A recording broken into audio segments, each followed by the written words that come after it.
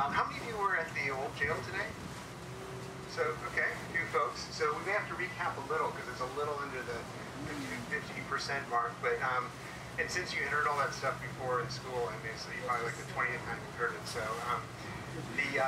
but what I want to do is sort of what we're going to do is as I'm going to tell explain the story behind the plaque that we installed out here.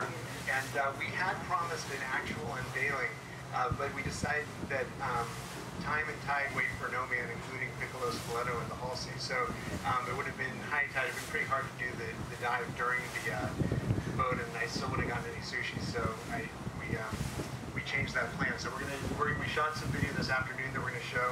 And after I tell the stories, then we're going to read what the plaque says. We're going to see a little bit of it out there, and then we'll do a little bit of singing. And you can tell the people who are at the old jail. They were not actually incarcerated for their singing, though perhaps they should have been. But I think that most of you know some Kymaerxthaere songs. Some of you who came to the talk before, we heard some beautiful Tehachapi music, and the Tehachapi are the great road building culture of Kymaerxthaere. And that's music that you would not normally call music in our linear world, but the music that we'll be singing today is something that you may in fact be a bit familiar with. And so then that will be the official dedication, and then we'll sort of have more informal discussion afterwards, and if that means you want to be as far from me as possible on the boat, it's a pretty big boat, and that'll be just fine. So the plaque that we're, Kymaerxthaere is a global work of three-dimensional or multi-dimensional storytelling, and we actually have about, if you've been to the exhibit, you know we have about 80 sites altogether in about 13 linear countries, and not every site relates to every other one, but all of them relate to at least one other one, and slowly we're putting together kind of a web to, that has this story going all around the world. And when I say that not every plaque relates to every other one, it's because there are a number of overarching stories that kind of define this world. And one of the most important is the story of the clan of Nobunaga. And I don't know if any of you learned about this in school, in the back half, the non-jail half of the boat. No? Okay. So if you didn't learn about it in school, I have to kind of bring you up to speed a bit. And the key moment of the story is that has to do with this man named Nobunaga, and he was a kind of a warlord in what we would call Japan, and he had unified most of the main island of what we would call Japan, and he had actually just slaughtered all the monks in Mount Hai Monastery just outside of what we call Kyoto, and he is sort of at the height of his power when one of his most trusted soldiers tried to kill him, in fact left him for dead thinking he was dead. And his mistress rescued him and sort of smuggled him onto a little boat in the river, and they went down the river into the ocean, and they went on a boat where she had assembled 75 of his most trusted warriors. And this was great, but he was basically on death's door. He was delirious, and all of a sudden a huge storm came up, and they were blown out into the middle of what we think of as the Pacific Ocean, and they were lost there for weeks and weeks and weeks. And in that time, he was in complete delirium, and the only words that anybody could understand that he said were the words love, the words defy, and the word betray. And so he just kept battling this, and finally they made it to shore in what we would call Santa Barbara, and the landing party went out there, and then of course they started cooking. Everybody's excited to get some food. And then Nobunaga sort of got up and staggered off the boat, and he picked up a red hot poker in his bare hands, and he wrote on this huge piece of driftwood the fate of the clan of Nobunaga. One will defy his fate, one will love his fate, and one will betray his fate. And then he kind of snapped out of it, and sort of he was okay, or seemed okay. And then a change came over him, and he actually, and it's too long a story for here, but basically he became a very bucolic sort of fellow. He became a fisherman. He no longer was interested. He started sort of a half-hearted attempt to invade a neighboring Guam, which, if you don't know, is a kind of a cognate word that means something like a country. And so he kind of gave up on it. But his now wife really was disappointed they'd given up on all that power. And so she raised their son, Nobunaga to really, to reclaim their birthright in what we would call Japan. And so after Nobunaga died, Nobunaga started on this kind of epic journey. And it was pretty much doomed from the start. And it's this journey that had its pivot point in the middle of Charleston Harbor. And this pivot point is actually really the pivot point for the entire clan. So what happened was that they tried to find the land route to the land route to what we would call Japan going the other way, and it was a disaster. He wasn't really a good leader. And in the end, they were so broke that he had all of his troops be used as mercenaries in the Battle of Athens, where Sparta defeated Athens. And then we actually have a plaque there in Linear, Georgia, to honor that. And so when he made his way up here, he had pretty much given up. He had lost all of his honor. He had humiliated himself and his family. And so he wanted to come here because the thing that was here that was unique is that there used to actually be 3 rivers that met here, not just the 2 of them. But there was a 3rd river called the Fendebi, which was kind of an aerial river that floated above here. And it went through a quality of existence we call Fairland. And I don't know if you're familiar with Fairland, but it's a quality of existence as different from time and space as they are from each other. And it's pretty elusive for those of us in the linear world. It's probably responsible for this feedback. So what happened was that this quality of Fairland meant that no matter how flooded this river became, the level never changed. And as a result, it turned the entire river, or both rivers, into fire hoses, essentially with this huge amount of pressure. And then this aerial river came down. So there's these 3 rivers coming together, and the force was so incredible that if you threw a dead cow in there, it'd be stripped to the bone in just a few minutes.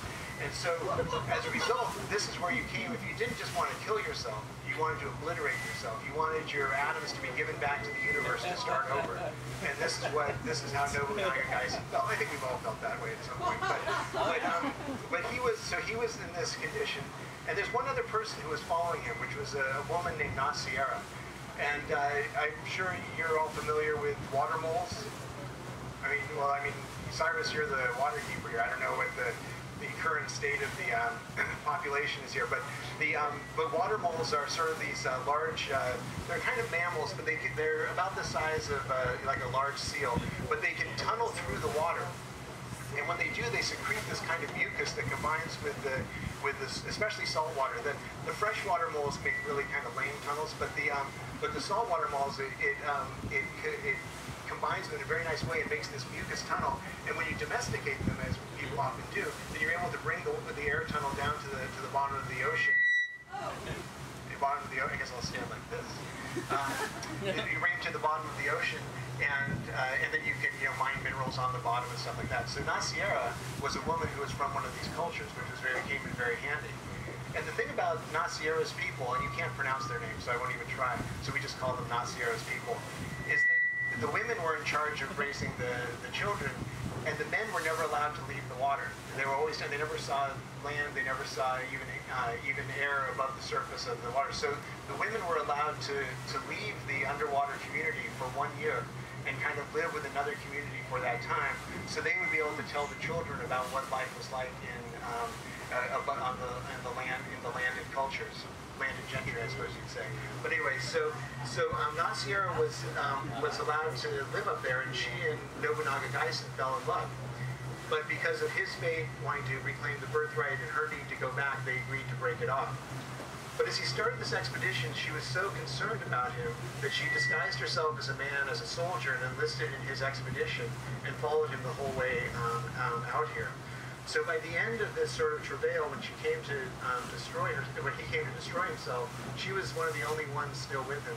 And at the old jail, and I encourage you all to visit that plaque if you have not, at the old jail is where she almost lost track of him. And if she hadn't been helped by the Akrala who lived there, she wouldn't have been able to find him. So she followed him to Backwater Point, which is sort of near Actors Wharf, and she followed him there. And she saw him paddle out along this, and sort of be swept along by the current to come here to the Boneyar, which is where we're going now. And she followed him, and what happened at this place is that he sort of lowered himself into the water, and the force did exactly what exactly what he expected, which is that it started to corrode him. It started to disaggregate his very molecules. And she came and she appeared just in time to sort of gather him together, slowly bring him up to the surface. Because remember, his atoms were everywhere. He was like a spreading stain in the water. You could barely find him. And she slowly brought him over into the area we think of as Mount Pleasant, into the marshes there, and slowly brought him onto land, nurtured him back to health. And then at that point, he kind of realized that it was not his fate to go recapture an old homeland or anything like that. Where he was needed was with his people, and he made his way back. And about that time, as you probably all know, was the time of the Battle of the Platte, which was... I know, it wasn't on the AP test.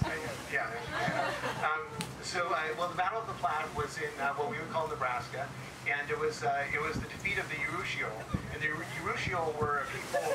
They were very scary because they used a kind of a distillate of. It's probably coming back to you now, but this distillate of what we would call poison oak to do their scarification. And they had a whole ritual that on the wedding night you had to dive into a hot spring and lay the stuff on the surface and then rise up within it. So their enemies always got very terrified because they figured, the wedding night was like that. What were they going to be like in battle? But the big problem was they spoke false cognates instead of cognates, so they were always getting confused in their battles. So in the end, Nobunaga Gaisen was able to defeat them at the Battle of the Platte, come back to Zirokoro, what we would call Santa Barbara, and he was the Nobunaga, therefore, that loved his fate. He was afraid of it at first, and he came back. Well, then think about the prophecy. That only left the Nobunaga who betrayed his fate. And who wants to be the loser that betrays your fate? So all the Nobunagas after that, for a very long time, were afraid to do anything because they didn't want to be the ones to betray the fate of their community. Until finally a Nobunaga named Nobunaga Ventrevin decided that it was time to reclaim his destiny. But that is another story. We're very close to the spot here, and so what I thought we'd do is it's just on the other side of that, the danger marker. And actually,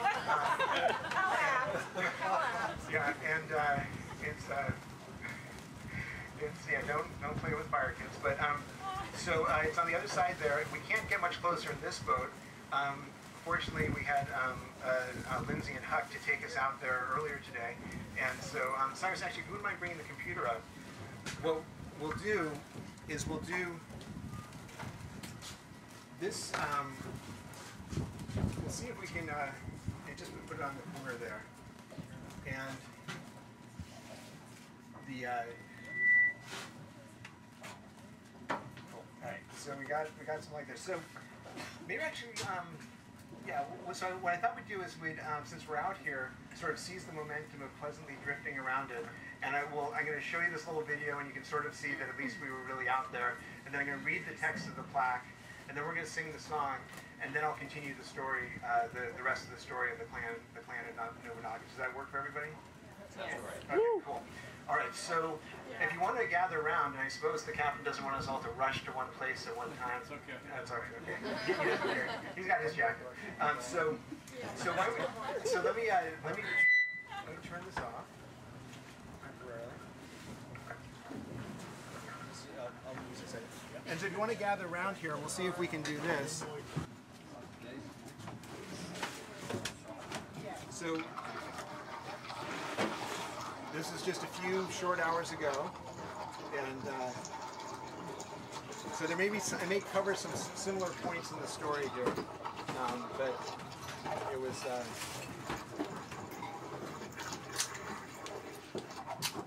I was doing the best I could in the middle of the harbor.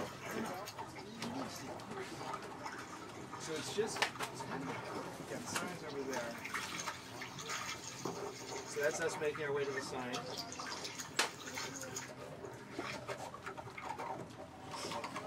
There's the plaque underneath there. All right. Woo!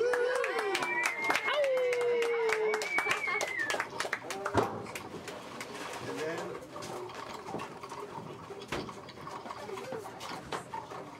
then he was drowning a seal. Transformation at the Boneyar. And that's the after Boneyar. This is the place where three great rivers came together. The two you know under different names, and of course so you know all this. This is like you're comfortable now with this information. That's good.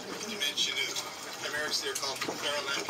Anyway, they all came here, and one of the strange things about it is that even when these other rivers, all these rivers were at full flood, the water level never rose, so therefore it's like a giant fire hose. So you can imagine if you threw like a steer's body here, you'd be down to bones and mere bones. So it's a very powerful place to come, and this is why Nobunaga feeling himself a total failure, because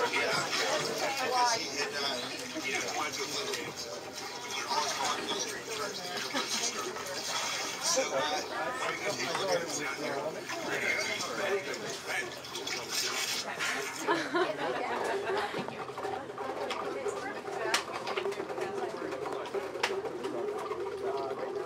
It's hard to think that you read it. I'm actually trying to read it, but I'm going to have to... So you hear that?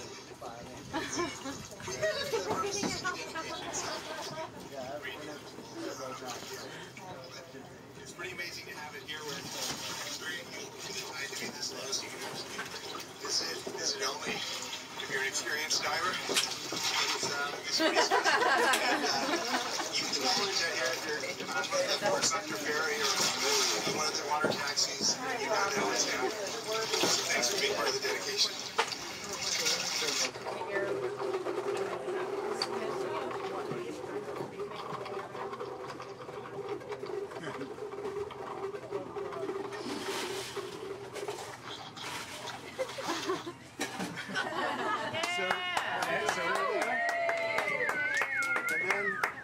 The next part of the process is always the reading of the plaque.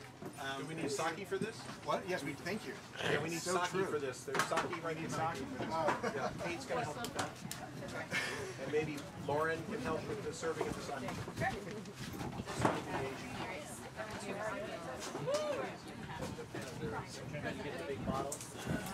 So yeah, you guys can study the lyric sheets, those of you who weren't singing this afternoon. We're expecting those of you who were singing to kind of read the choir.